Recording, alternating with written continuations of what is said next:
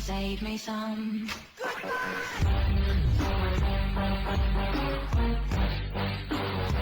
Hello, my friends. How you doing today? I am doing well. Well, I'm doing a hell of a lot better than my mailman, and I think I'm thinking that this might be a sign. It might be a sign for me to change my format a little bit. Now, listen, I got a lot of good people that have subscribed to this channel. And I appreciate you very much. I appreciate your comments. I appreciate you looking out for me. I appreciate you. You're constantly worried about my situations when I post situations that I have, and you're like, you're enjoyable, and we don't want to see you drop dead, or we don't want to see you struggle or whatever. And I appreciate every single comment, but I'm stubborn. Okay, I'm stubborn. But before I get fubad. If you know what that means, right? Fubad, okay? Because financially, I'm digging myself into a hole that I can't even afford to purchase the dirt to fill the hole back up again. That's where I'm at right now. So the wife actually triggered a couple of things. Now, there's a couple of things I'm going to start trying to do. I'm going to try. I want to do at least once a week. Just pick. I think I'm going to start with the first. Starting in the horror section, I'm gonna start with the first horror movie I have. Maybe I'll do 2 or 3. Maybe I'll do 3. I think three. That's the magic number. I'll pick 3.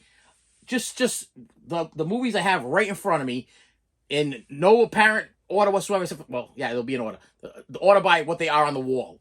I'll pick 3, and then I'll just review them. I'll review them. Maybe there's something you've never heard of before. Maybe it's an obscure title that you were like, wow, I never heard of that. That sounds great. And explain to me a little bit more about it. Maybe that'll be a thing. So I think I'm going to start reviewing some of these movies that I have. And perfectly honest with you, that might actually even give me a little bit of a drive to watch some of the movies that I have up on this wall. Because some of them I bought, I put them on the wall because they're just like supposed to be classics. But are they really classics? I mean, I think I still need to dive in, like Chud. Okay, let's see. I'm going to use Chud, for instance. Chud.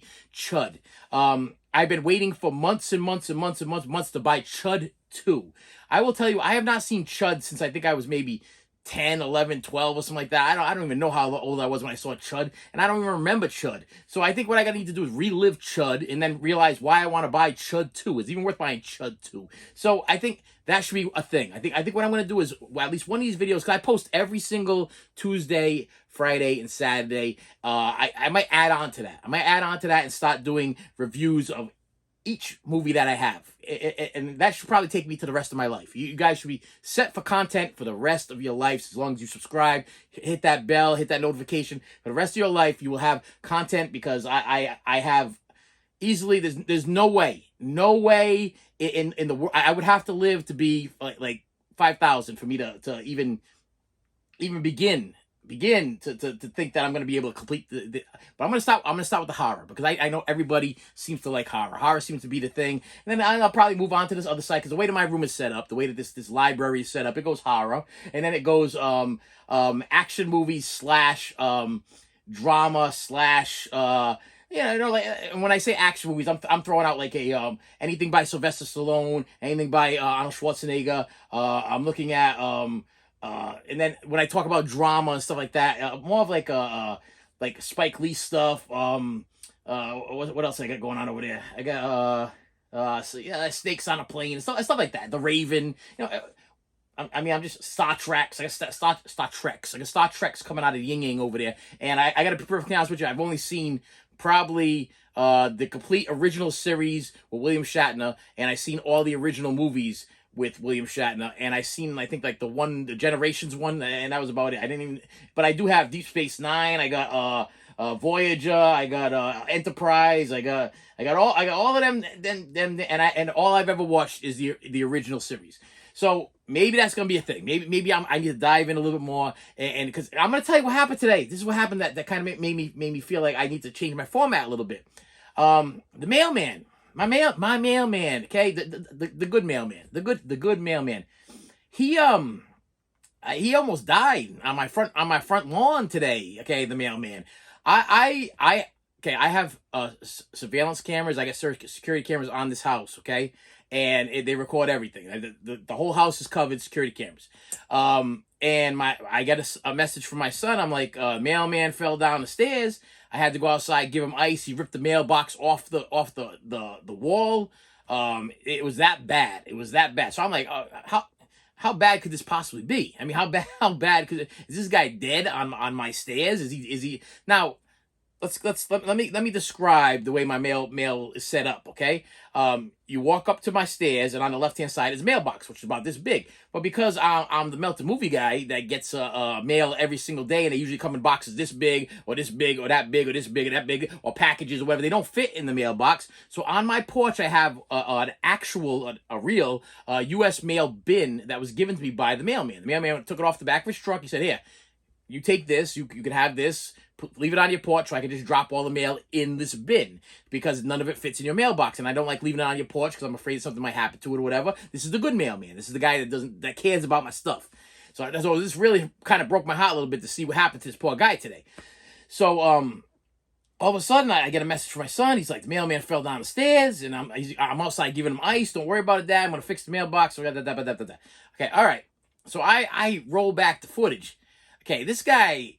Now, number one, he told my son he had slippery shoes. That's what he said, slippery shoes, which is kind of funny because, well, it's not funny, but it's kind of funny because if I remember correctly, there's an you old school guys are gonna relate with this. There's a Twilight Zone episode with about this guy that knows exactly what everybody needs, and it just kind of triggered something in my head.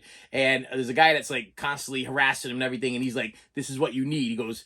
And he gives him these slippery shoes, and I'm gonna ruin the whole episode for you. But so if you've never seen Twilight Zone, go watch Twilight Zone because they're just amazing. Probably one of the best TV series ever created. If you love horror, if you love suspense, Twilight Zone is the place to go. The original Rod Serling Twilight Zone. Well, anyway, so the guy he's harassing this guy throughout the whole thing, and he wants like the answers to all these different, to try and make all kinds of money. He's like what would I say, like mafia. He's like mafia. So the guy he's like, "I can only give you everything that you need, not the things that you want. I can give you what you need." And so he goes, "What do I need, old man? What do I need? Whatever." And the guy keeps harassing him, keeps giving these different things that he needs, and he keeps either winning money or saves his life or whatever it is. Like he gets his tie stuck in the elevator, and he gives him a pair of scissors. Like, "What do I need scissors for?" He goes, "You're gonna need these." And he goes and gets stuck in the elevator, and he cuts the elevator, cuts the tie, and he ends up surviving or whatever. And he goes back to the guy, and he's like, "What do I need now?" So he's never satisfied. So the guy is like, so he's not, now he's like harassing the guy. So the guy gives him a pair of slippery shoes, and he goes, "What are these for?" He goes, "These shoes are terrible. They're slippery, whatever. I'm gonna fall." He goes, "This is what you need." He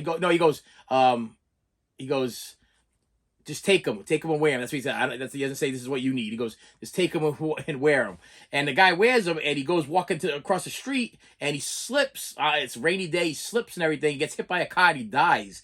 And the guy goes, "It may not have been what you need, but it's what I needed." So the guy needed to get this guy off his back. So he gave him slippery shoes so he could slip and fall and get hit by a car and die. So one of my favorite Twilight Zone episodes, by the way. I absolutely love it.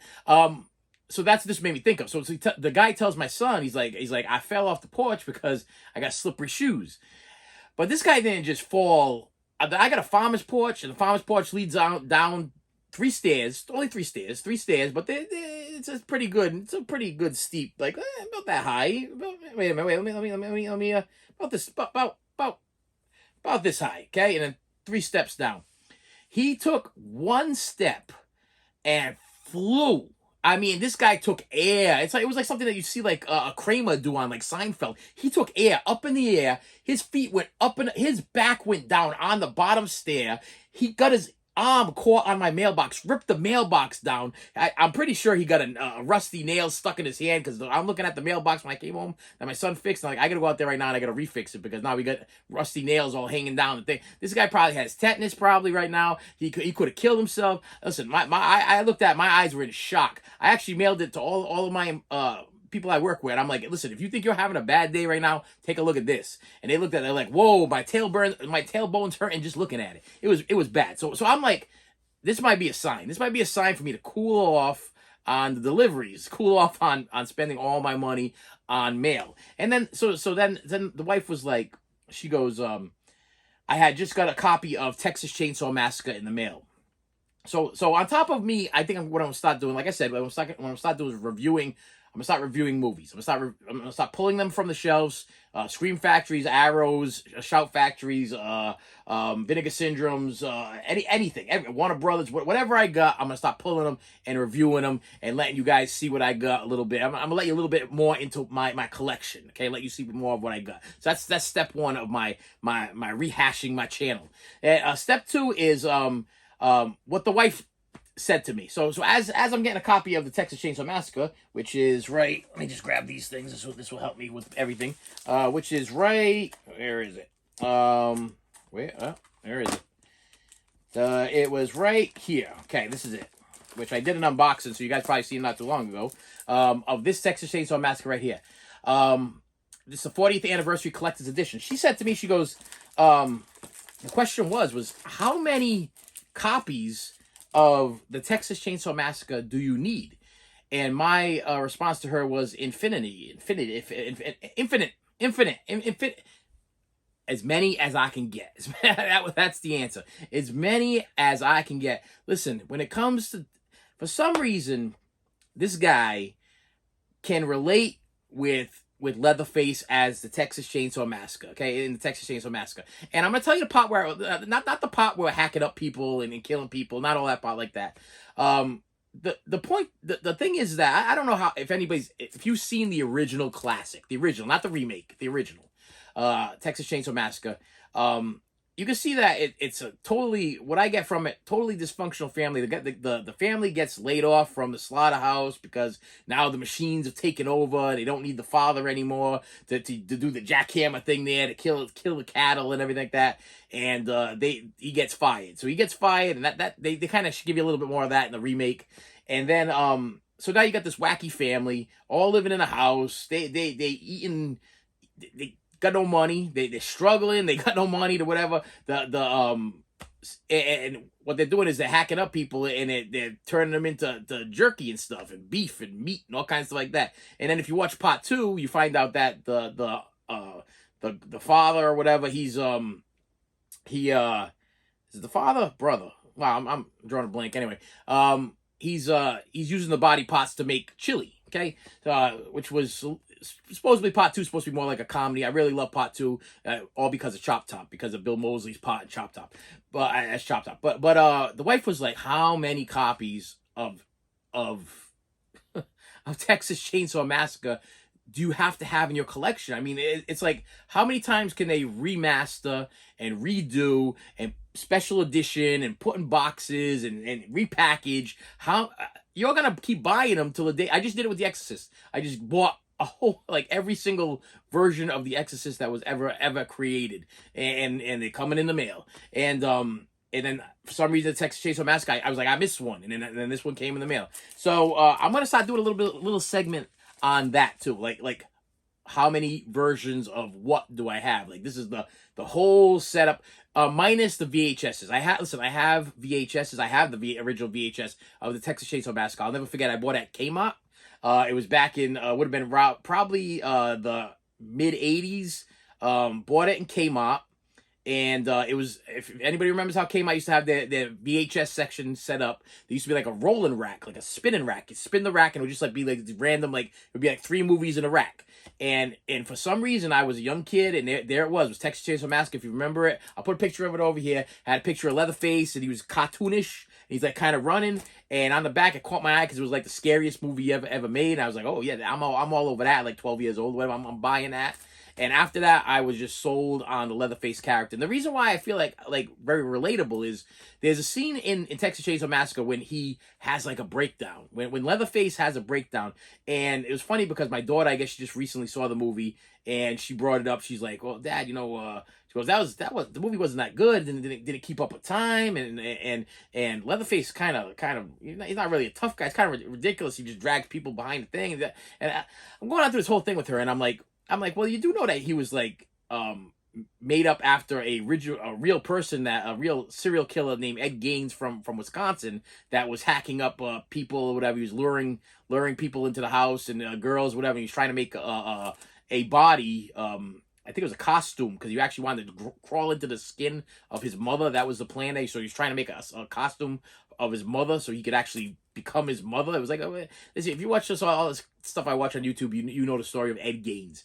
So anyway, so she's like, yeah, but there's one scene when he like has like a breakdown. He's like holding his head and he's like in the room with the chicken feathers and the chicken bones and everything and the skulls and he's having like this breakdown. He's holding down his head, and I looked at my daughter. I'm like, yeah. I said it's because listen, Leatherface is a product of the environment. Okay, he was a product of terrible home bringing. He wasn't raised right. He wasn't raised. Listen, if he had a loving, caring mommy and daddy, maybe he would have lived a little bit better, and he wouldn't be hacking people up. Would have lived a little bit better, but he didn't. He had a psychotic family, and therefore they made him the butcher, and he was the one that used to have to hack up the bodies and everything, and that's all he knew how to do. Plus, he had a little bit of a disability. Okay, he had something going on with him too. So he was a special guy that was going through was doing what his mommy and daddy would tell him to do. That's pretty much what I take from the Texas Chainsaw Massacre. It's actually a sad story, very very sad story, Texas Chainsaw Massacre. So but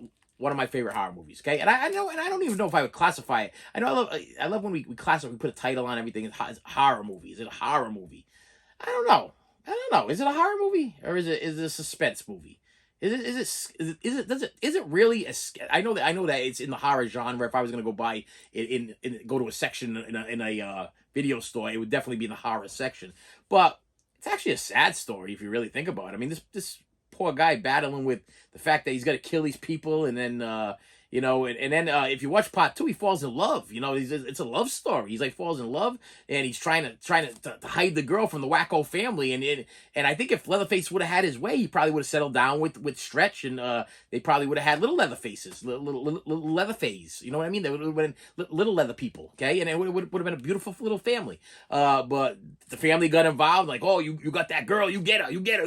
And then that was the end of that. So the question my wife says, how many Texas Chainsaw Massacres do you need? So I am right now. This is the beginning of something new, okay? Because I have been collecting these things for where am I at right now? 20 some odd years, okay? And I have a collection that is ridiculous. I am no joking, almost if not more 10,000 Blu-rays, DVDs, and 4Ks in my collection. Yes, it's surrounding me. It's enclosing me in. I they got these people like, oh, it's time to hoard up, and I'm a hoarder, and I listen. And I've seen their place where they live. I literally got stuff stacked up. The room is a bed, a TV, and Blu-rays and DVDs surrounding it. The only spot that you see that is this spot over here, which is the access to my closet, and I can only access one door because this stuff is taking up the place of the other door. So my wife wants to get anything down the other side of the closet, I have to actually take all the stuff and move it onto the bed for her to get to the stuff. That's how bad my addiction for collecting physical media is. So you want to talk to a guy that collects physical media, if you want to watch a channel about physical media, this is the right channel to be. If you want, listen, there's the guys that say it and there's the guys that do it. The guys that say, I got the cinema and I'm sick over it. You know what I'm talking about? But yet don't buy anything for themselves. Don't watch anything. They don't review anything. They don't say anything about the movie. They get free stuff sent to them, and they don't even express themselves about what they got from the people that they got it shipped by. Like, oh, this was a good movie, and that wasn't a good movie. You get no information whatsoever. All you get to hear is stories about how expensive things are and how much money they're not going to make flipping them. Okay, listen, they're flippers. They're not collectors. They're flippers. Okay. I buy to collect. I don't buy to sell. I'm not a reseller. I buy to collect. This is everything I purchase is part of my collection. I never go to a store and say, hey, listen, I see that over there. I'm gonna buy this because I want to sell it on eBay. Okay, that's never crossed my mind. There was a couple times where I saw things and I was like, wow, that's worth a lot of money, and it's worth a lot of money on eBay. I'm gonna grab it so I have a second copy because if anything ever happens to my first copy, I want to have another copy. For instance, pop into my head, The Worst Witch with Tim Curry. Went out of print. I saw it at Savers or whatever. My wife's like, don't you already have that? I'm like, it's $3. I'm like, if anything happens to my original copy, I have a backup copy. That's the only time I ever buy a second of something a duplicate. It would have to be something I absolutely love. You know, something that I am so afraid, I have fear of it disappearing because it's not streaming. Okay, you go try to stream The Worst Witch. You go try to stream. Well, some of them pop up every once in a while, but then sometimes the streaming services drop them.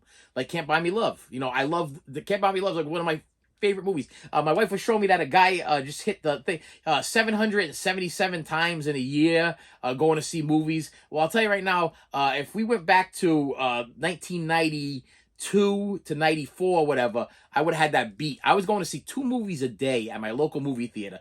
2 movies a day, 5 to 7 days a week. 2 movies a day. And sometimes on Saturday, I would stay there from the afternoon until 9 o'clock, 10 o'clock at night, just watching movies back to back to back. And I'll tell you right now, I never snuck into one movie. I paid for every single movie I went to go see. You know, my friends used to sneak into movies, and people I even know now, they go to see a movie and they sneak into another movie. I paid for every single movie I went to go see. I saved my lunch money, and I just couldn't. I was so afraid I was gonna get caught. And at the time, they were kind of cracking down a little bit back in the early late 80s, early 90s, you know, especially with the movie theaters. You know, they come up to you and say, we want to see your stub. Especially if you were a younger guy and you're in like a rated R movie, we want to see your stub. So I was always afraid. You know, I was like, okay, I'm going to make sure I have my stub so I can go see whatever movie. So I paid for all my movies. But I got that guy beat, the 777 Guinness Book of World Record guy. If we went back to those days when I was living at the movie theater, because it was better to be at the movie theater than to be at home, I would have had the guy beat. So anyway, with that said, how many, the wife said, how many copies of a Texas Chainsaw Massacre, the original, do you need in your collection? It ain't gonna stop. It ain't gonna stop. So let me start with let's start with the DVDs first. Let's get those out of the way. And I didn't put these in like an order. I should have put them in order, but I didn't. This was the first one actually I ever purchased though, was Pioneer Special Edition Tobe Hooper film of Texas Chainsaw Massacre. This is the original DVD. I think this may even be the first DVD release of a Texas Chainsaw Massacre. And back then, you got a whole bunch of special features on this. So when I purchased this for the first time, I was super excited. I'm like, finally I get a Texas Chainsaw Massacre on DVD. Whatever that was. Yes, I got a copy. I'm very excited about that. I don't know what that was. Okay, bad Chinese, I guess. I don't know. Yeah, this had a new widescreen digital super scan transfer supervised by director Tobe Hooper. New stereo surround soundtrack remix, original mono soundtrack. I mean, this is blooper reels. Gold, okay, gold. This was gold back in the day. But then they started releasing all these other ones. I'm gonna try to go. The heck with it. Next, you got this one with the cool buzzsaw on the front, but that's not even a selling thing. This is, if you look at the back, it's Hamburg, okay? And if you pull it out, if I was to pull this out and show it to you, or you could actually feel it. If this was feel-o-vision, okay, which is not, the Hamburg actually feels like you're holding, like you can run your fingers over some like real ground beef behind some packing. That is totally cool. So this is a Tobe Hooper special edition of a Texas Chainsaw Massacre. Once again, this is a DVD. I don't think there's anything really different between this one and this one. Made by Pioneer. This one was also made by Pioneer. I believe this was just the packaging. I think this is a special edition. This got released later on. It was just, what was so special about it was the packaging. So yeah, that's number 2. So far we're at 2. Okay, so what the wife goes, how many you need? I guess I need 2 so far. And then I went back in time and I purchased this 40th anniversary collector's edition DVD of Texas Chainsaw Massacre. This is four commentaries. This thing is jam-packed. And this one I can't actually pull out and open up for you so you can see what's going on here. You got 4 discs, DVDs, the 2 DVDs and the 2 Blu-rays, all the same stuff in a cool little case. All folds up. It's got my favorite girl. Somebody one time commented on my thing. They were like, I love when you throw in that girl laughing at the... whenever I think something's funny, I'll put in, when I edit, I put the girl from Texas Chainsaw Massacre laughing in the back of the truck, which he escapes. And the guy goes, I love when you put that Sissy Spacek in the back of the car. And I'm like, that's not Sissy. This ain't Carrie. Ain't Sissy Spacek. That's the girl from Texas Chainsaw Massacre. Laughing hysterically because she escaped a Leatherface. Yeah, that's who I put on there all the time. So if you ever wondered who that girl was in the back of the truck just giggling away, I'll put her here. Yeah, her. Yeah, that's the girl from Texas Chainsaw Massacre at the end when she finally escapes Leatherface. She gets in the back of the pickup truck, and the pickup truck takes off.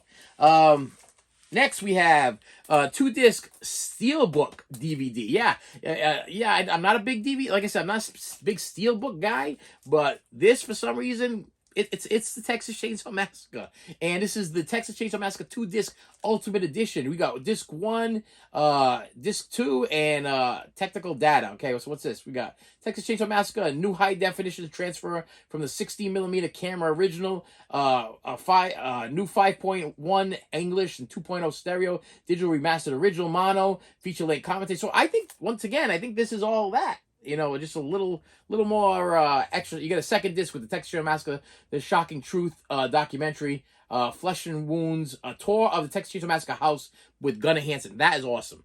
That, I gotta tell you, that's one of the selling points for this, is when I purchased this thing, and that's also available on most of these other ones here too, except for the old school ones. That tour of the original Texas Chainsaw Massacre house with Gunnar Hansen is very, very, very much fun. I really enjoy locations and touring locations. Sean Clark does a great job with that. I absolutely love watching touring locations. So that's cool. All right. Then let's go with the DVDs here. I'm sorry. Am I done with DVDs? Yeah, I'm on the Blu-rays here. So we got the Blu-rays here. We got the Ultimate Edition Texas Chainsaw Massacre, which this is just this. This is this consolidated to 1 disc. Okay, there's only 1 disc in here. Instead of having 2 discs, because it's Blu-ray, they were able to take all of the stuff that's on here and put it all on 1 disc. So I was like, wow, technology. That's the real technology. That's better than that 4K stuff where you can only put just the movie and no special features, no bloopers, no extra stuff, no nothing. All you get is commentary and the movie. That's why Blu-rays still exist. That's what Blu-rays are made for. Blu-rays, for some reason, hold more special features than a 4K. I do not know why. I think it's because, like I said, once again, I've had a couple people try to explain it to me, but I still don't get it. They're like, it's a 4K scan. That means it's the picture quality is gonna be 4K scan, but still Blu-ray. And I kind of get all of that part of it. But why they can't put more information on a 4K if the 4K is supposed to be the superior thing? Why wouldn't it be just a 1-disc set with everything on it? And still can't figure that one out yet. So, but on this Blu-ray, they took everything that was on 2 DVDs and crammed it onto 1 Blu-ray, and it looks beautiful. Okay, so let me just keep going. I'll keep going here.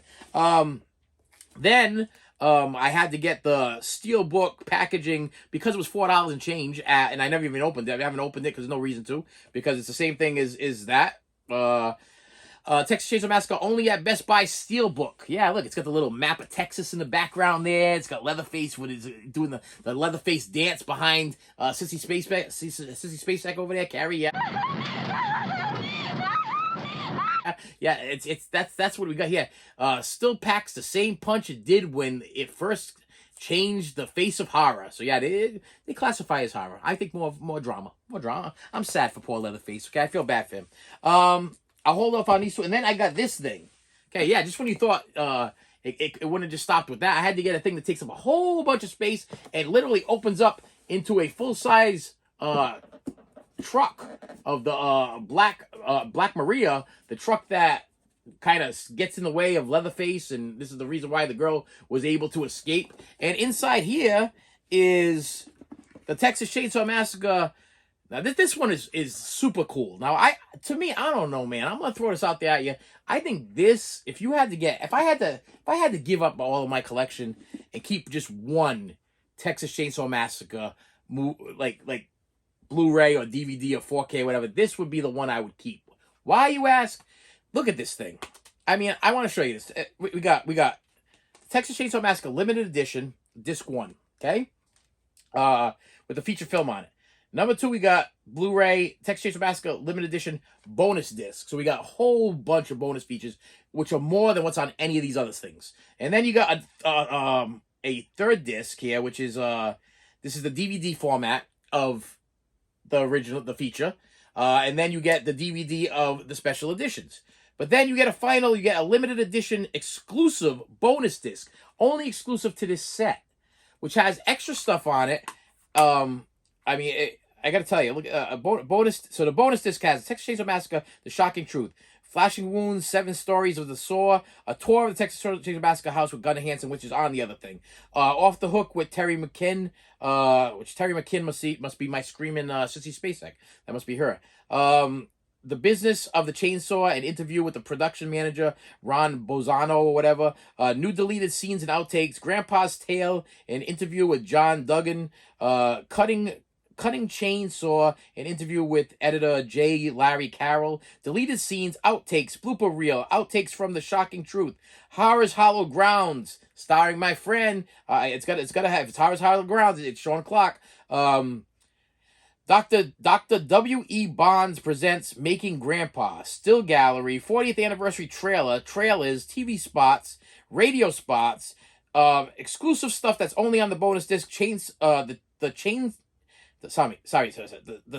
Sin Family presents wow,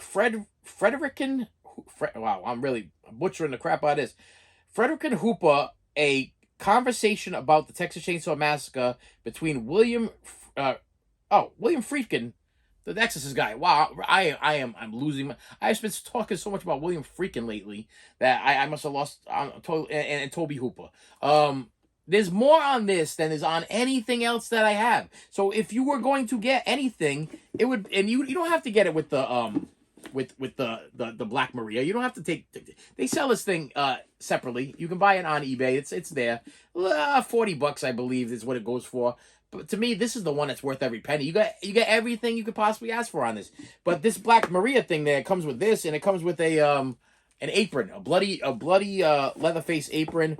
And that's I should show you also too that when I open this thing up, you get inside here, and for you big poster lovers here, you get a poster of the new artwork of the Texas Chainsaw Massacre with the dead armadillo on the ground there, that classic armadillo shot there that people just love. They just love that, okay? Me, I like the opening. I like the guy sitting on top of the headstone there with his legs kind of spread a little bit and kind of looking all creepy like. So that's the end of the Blu-rays, okay? But yeah, you know what? It's the Texas Chainsaw Massacre, and the wife says, "How many do you need?" Well, I need to buy the 4Ks now, right? I need to buy the 4Ks because I got the Blu-rays, I got the DVDs, I got the VHS, and now I got to get the 4K. But as you can see, and I'm going to show you, my 4Ks have never been open because I don't care about the 4K. I just need to have them because the Texas Chainsaw Massacre. First one I got was this one, and I talked myself into this one and out of this one and into this one because it's I like the new art. I like the new art in it. And disc 1 is the 4K, and disc 2 is the Blu-ray with all the bonus features. So once again, here you go. Disc 1, 4K, and it's got 4 feature commentaries. That's all you get on the 4K. You get the 4K quality, and you get 4 commentaries. Everything is on the disc 2 Blu-ray, which is pretty much everything that's on that other stuff. Everything. Nothing new, nothing different, nothing shit. Even Howard's it's literally the same write-up as the stuff that's in the Black Maria truck. So it's literally the same thing. They literally just put everything right on the Blu-ray disc, and it has less because it's missing that big interview that's in that bonus disc that's in the Black Maria. So it doesn't have that conversation between the Exorcist guy and Toby Hooper. So yeah, you don't even get that. It's not nope. It does have Cinema Family Presents. Maybe it is on there. Conversation about the Texas Chainsaw Massacre. Yeah. Okay. Well, maybe I'm wrong. I might be wrong about that. I'll do a little bit more research.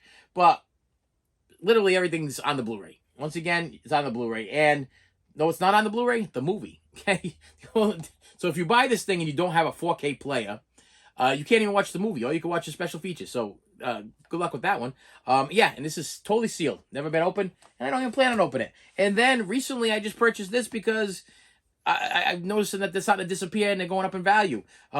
This is the original cover art. I got this poster actually going down the stairs of my basement. It's one of my favorite posters besides the Texas Chainsaw Massacre 2. That looks like the Breakfast Club with them laying down area with the what's his face laying down. Who's the guy laying down? It's got Chop Top and Nubbin, yeah, laying down on the front, and he's got the family on the back, and Leatherface in the back with the chainsaw. He looking like what's his face? Wow. I'm drawing a complete blank of who's in the Breakfast Club. John Bender. John Bender. We'll call it John Bender. Yeah, because I'm trying to think of what the guy's real name is. Judd Nelson. Judd Nelson in the back there with the you know what I'm talking about. Yeah, it's a steelbook, okay? And all this is literally this in steelbook form. And supposedly there's a poster inside. So I was going to buy this off eBay from some guy or whatever, but the poster was missing. I decided, you know what, I'll pay a little bit extra and I'll get it factory sealed. So I know the poster is in there. There is a poster in here. No poster in here. So when you buy the 4K in the steelbook, you get a poster. When you buy the 4K original, you get this new cover art stuff. And I'm not sure if this is what's behind this. I have to do a little more research on that. So the question is and was, how many copies of the Texas Chainsaw Massacre does a real collector of Blu-rays, 4Ks, DVDs need? 1, 2, 3, 4, 5, 6, 7, 8, 9, and 9 and whatever else ever comes out. The only one I will not buy is, I believe it's Synapse, or one of the companies release the 4K, and it's Region B. I do not have a Region unlocked player in this house. I kind of wish I did, and then I kind of wish I didn't, because if I do, that's going to open a whole new dimension of collecting, okay? If I had a region-free player, I would probably, my collection would be ridiculous, okay? Because I'll tell you, to this day, I've been dying to get that Dawn of the Dead 4K box set. Not the one that when they consolidated it and they made it to like a smaller box set, but there was this big box set that was released, and I forgot how many discs it was. I want to say it was like 7 or 8. So it was a big box set, but it was Region B. Actually, I think the 4K was region free, but the Blu-rays were region B. So they were like region B locked, so I couldn't watch them. So I was like, I let that pass. But if I had a region free player, then we'd be opening up a whole different. It would do me in. It would literally do me. I have to take a second job. I have to sell a couple of children. I'm not sure. Whatever I need to do in order to feed my habit, that's probably what would happen. But with that said, my friends, yes, there's going to be some new content coming out. There's going to be some new things. I'm still going to keep posting every Tuesday, Friday, and Saturday. But I want to do so much more. And I think reviewing some of this stuff, I think that would be fun for me to just sit down and review it, unbox it, open it, show it to you, and then tell you a little bit about my experiences of seeing it, when I saw it, how I saw it, what year did I see it, did I go see it at the movie theater, did I go see it, who did I see it with, what was my, because I got some memories, man. I met the movie The Burbs. I remember I got busted for stealing at Bradley's the day I watched The Burbs. Me and my buddy, we would decide that we were gonna go on a shoplifting spree. Yeah, that was a story. And then we went to go see The Burbs prior to that. So we went to go see The Burbs, and we left there. We hit Bradley's, and then we hit a place called Zayre's or Ames. I think it was Ames. I think it was Zayre's at the time. Then it became Ames, and we were stealing Ozzy Osbourne cassette tapes. And we had a whole setup thing going on. We would have razor blade in our hand because they had those big long plastic things. We crack into them. We put them in our jackets, big long jackets. I used to cut that inside the liner of my jacket cut open because Dad wouldn't give me a dime. Dad gave me lunch money, and that's all Dad would give me. I'd come home, take care of my brother. I'd take care, and I no allowance, no nothing. Okay, so listen, I regret the things I did, but I feel somehow that at the point in my life when all my friends were yeah, I just felt it necessary. It was necessary because there was no way. I asked my father one time for $10 for this is kind of how it triggered the whole thing. I asked him for $10 so I could buy an Ozzy Osbourne CD. I believe it was No Rest for the Wicked was the CD. I said, Ozzy's got a new CD coming out. I want to buy the CD, No Rest for the Wicked. And he's like, no, not guaranteed. I'm like, come on, Dad. You know, I do dishes, I do this, that. He took all his money, ripped all his money up, threw his money at my mother, told her to tape it all together, flipped out, started breaking stuff. And it was a terrible ordeal. So I was like, you know what? I got to do it. I guess I got to go do what I got to go do in order to get the things I need to get. So that's kind of a little bit, I had a guy message me not too long ago, and he asked me why, it was almost like a why do you do this? Why do you, maybe you touched base on this before. Why? Listen, I've been through a lot of stuff. And if you watch this channel, I'll tell you. So movies and memories, and that's what I'm going to call this thing, movies and memories, and I'm going to start breaking down these movies for you and save myself a couple bucks.